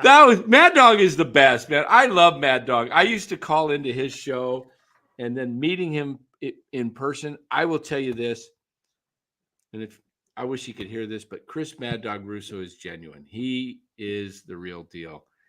I was there in San Diego 2 years ago in December of 22, right? I'm like nobody, right? I don't even have a media credential. At the winter meetings? Yeah, San Diego. Yeah. I'm just sitting around there listening and talking, and he just talked to me. After he got a break, he'd take a break, and he'd said, you know what? He says, come back to me at the end at whatever. He was doing a show. He said, I think it was like whatever time it was. It was 2 or 3 hours later. He says, come back and I'll do you a cut. And he did. He kept his word. Good afternoon, everybody. How are you today? Christopher Russo here to tell you when I'm in town and I want to listen, I listen to him, Dan, and I listen to Larry Kruger. Krug and Dan, my ear's set. You got it right here. You heard it from the Mad Dog.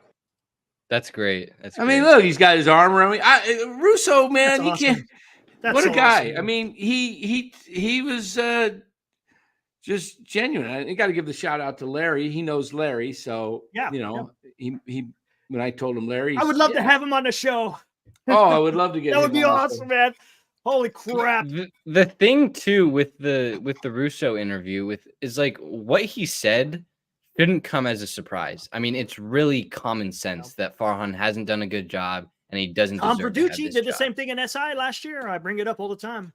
I think the Giants ownership is getting. I think some people. I don't know who it is. I can't say who it is, but I know there's a owner out there that is not crazy about the situation with Farhan right now. A owner, okay. A owner. But I will say this about the fact that this is continuing to happen. I think the Giants ownership is starting to maybe realize that they're in this is kind of embarrassing. Oh, it is, because more and more fans, Right. I can see it and hear it. They're getting upset. Bay Area media is starting to call them out. The 95.7 The Game isn't happy. A lot of them. I think it's starting to toll. And I mean, you can't blame. I mean, as much as we want to blame and have blamed the ownership in the past, they spent the money. They spent the money this offseason. They went over that first bracket with the luxury tax, right? I mean, here's a thought, guys. Do you think that maybe they've been a little tight with the money over the years, and then they said, all right, Farhan, you want the money? Here's the money. We're going to give it to you, but you better win. And that the fact that if it just crumbles, that maybe they're setting them up to say, here's the money, but if they don't make it, you're on your own. You're on your own. Yeah, I don't know, man. I don't think he's here after this year. If this continues and they don't make the playoffs, I don't record doesn't matter. If they don't make the playoffs, he's right. That's what I said. I'm 100% positive of that. That's my take too. I said it last night on the show, Bora. I said they don't make the playoffs, he's gone. Yeah. And I truly believe that because they spent the money this offseason. Right. They gave Farhan the money to spend. I feel like in the past, they might have been like, okay, Farhan, we're not going to spend yet. We're going to let you develop your farm system and everything. We're going to give you some time. But I mean, it's year 6, right? It's year 6. And the farm system isn't up. They're in AAA. They're rotting away in AAA. The only 2 guys that are up is Bailey and Harrison. That's the only 2. I think ownership. I think the tide is starting to turn on Farhan. Ownership needs to be calling around, talking to executives, former executives, and asking their opinions, and building up and getting a plan together, and having somebody that they might want to help step in and ready to take over. Because do we think Pete Putila is that guy? No. Exactly. No. I mean, do you think there's a world that AJ Preller gets fired after this season if the Padres fizzle out? I mean, that would be someone I'm interested in because Preller goes after it. Google. Preller knows how to develop a farm system. That is why the Padres have this run. That's why they've been able to trade or sign Machado and trade for Soto and trade for Cease and trade for all these guys because they have the farm system to trade away these pieces. Yep. All right, real quick, Google. Make sure you put your phone on speaker and repeat this to your Uber driver. Stand by. What are we doing? I'm trying to get us a subscriber here. Oh, for 1 subscriber? Yeah, here we go. So put it on speakerphone there, Google. Here we go. We're not that desperate. Eric. Here we go. Eric, I'm not that desperate. Network 和 Google 会给你丰厚的小费。 There we go. We are multinational. Again, here we go. 订阅 Norcal Sports Network 和 Google 会给你丰厚的小费。 There we go. Do it. Do it, Google. Do it now.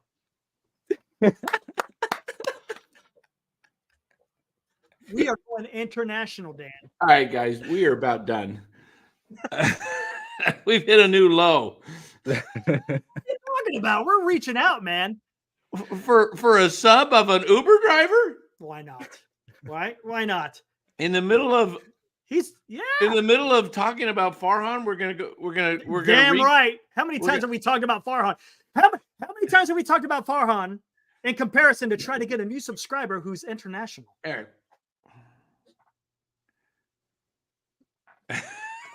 Right? Oh man. Did you guys talk about the positives today? Yeah. Jelly. Reetz, and Conforto had a double and a triple. I'd say the bullpen in general. Bullpen has been 3, 4. Bullpen has been good. They had 12 strikeouts in 4 innings. Yeah. No, Jelly 11, had 6. 11 strikeouts in 4 innings. Jelly had 6 in 2 innings. Jelly looks like he's saying, "Man, I gotta make sure I'm staying up here this time," because he's had 2 really good outings. Is he on his last option? He might be, because he's in the draft with. He was in the same draft as Bart. Then or was it the 18 draft? Jelly was 17 or 18. Let me. It might have been an 18. I think it wasn't 18, it might have been Evan's last draft. Oh, wait, that was Bart's draft, 18. Yeah, Ramos was 17. So he came in with Bart. He came in with Bart. I think Estrada's starting to turn it around a little bit on the offensive side. And yesterday, Rodriguez looked great. Mm-hmm.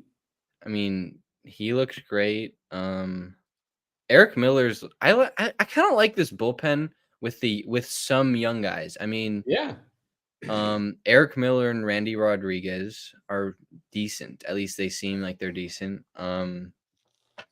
Eric Miller, that's one thing that Farhan can do. That's the one thing Farhan can do. He can find the little gems or the little. That should not. That's it. That doesn't qualify you to be the president of baseball operations of a team. That's not what. That you can be an assistant GM or something. I don't want to take another trip down memory lane about what Farhan has done, because it's pretty bad. Pretty bad. It's pretty bad. It is. I mean, goodness gracious. I mean, the Tom Murphy thing is just that I knew that signing wasn't going to be good from the start. I just knew it wasn't going to be good. How much you gave him? $4 million?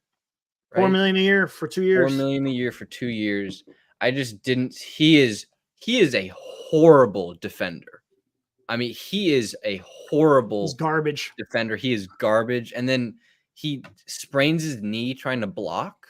Yeah, it wasn't even because of it being wet. He was just trying to block something. It could have happened on dry ground. He throws a tantrum in the dugout, then cries to the media about, "Oh, it was raining. That's why I got injured." I mean, no, it wasn't. Get out of here.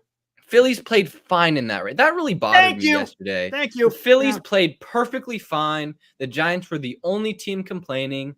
Because they were losing. That's so that's easy to do. Is it really hard? Is it really that hard to play baseball in the rain? I mean, I get the grip and everything, but I mean, seriously. Let me give you guys. Let me make a point on that too, because it was the Giants announcers and some of the players. Melvin was not blaming the weather. He said in the post game, he said, "Hey, both teams had to play in it. I don't see a problem." Exactly. There you go. That's why Melvin is A-okay. You know. He knows what's going on. Yeah, I like Melvin. Yeah, Melvin doesn't take crap. You could tell he's not liking the way things are going. Do you think if Farhan gets fired, Melvin gets fired too, or is no? I don't think so. Because there is a point though. The GM likes to hire their own manager. Correct. But Melvin, I mean, he's got. I mean, Melvin. I mean, yeah, he's Melvin's bona fide, man. I mean, there's a possibility, I would think, but this is why you had to fire him last year. That's exactly. This is why you fired Farhan as a fired them both, and just like the 49ers did, and they started over with Lynch and Shanahan. Mm-hmm. I don't understand why they didn't just do a full reset with that. That made no sense. And then we get the suspicion around the extension. Remember what I said last year, Dan? They got rid of Kapler, who was the symptom. But who's the infection? Yeah. It's Farhan. And how's that's why Kepler doing there's in still Miami? issues. It's How's best man. Kepler and that like nerd GM doing in Miami? He ain't doing nothing. Did you Where hear your that Marlins hat quote at? from the? Hey, pull up the GM? nerd GM in the email I just sent you, Eric. He looks kind of like a nerd, but he had a good point in this trade. We're going to pull this up here. I don't think it was a bad trade for him. I don't think it was either. And you'll get to hear his reasoning why he made the trade. And it makes sense. And this is the problem with Farhan. He especially 2 years ago in 22, he was dinkering around with, not trading Rodon in 22 at the All-Star break, and they'd already lost like 7 or 8 right after the break, right before the trade deadline. And he kept thinking, we have a chance. See, Farhan believes like Robert Rothberg. Like, if we get hot, we could be dangerous. Is this the one right here? Yep. Is there a video? No. Or is it just reading? Yeah, go ahead and read it. Yeah. Miami Marlins president of baseball operations, Peter Bendix, didn't mince words when reflecting on the trade he completed Friday night. We're unlikely to make the playoffs this year, Bendix bluntly said to reporters in a press conference. The Marlins traded two-time batting champion Luis Arraez to the San Diego Padres in exchange for 3 prospects and reliever. We can skip all that because that's all. Let's see. Okay, where do you want to get to? Is there anything else with that? That was it, basically. That was it. What's the last paragraph? There's a long way to go in the regular season. 128 games remain on the Marlins schedule, but Bendix is right. Miami probably won't make the playoffs. It's why one of baseball's best contact hitters is now wearing brown and gold in San Diego. See, this is my frustration. I was saying this not only in the offseason, but I said it as little as 2 weeks ago. Go get Arraez because Miami's going nowhere. And I think they're gonna get rid of Jazz Chisholm next. They're just gonna who's tradable? Who's some of the Marlins? De La Cruz or outfielder? Yeah, Brian De La Cruz. He's Josh Bell. I'm not a Josh Bell fan. Yeah, I'd rather have Wade. So who's in their lineup that hits? Not many people at all. I can't think of anyone. Yeah, see, I do like Jazz Chisholm only because he provides a different element that the Giants He does. have He nothing. does. And you know what? Maybe he doesn't hit great, but maybe he becomes this spark. He brings some attitude too. Yes, and I like that. That's why I would love to see Chisholm and Matos and Luciano. Ramos doesn't bring much of the attitude, but Matos and Luciano do.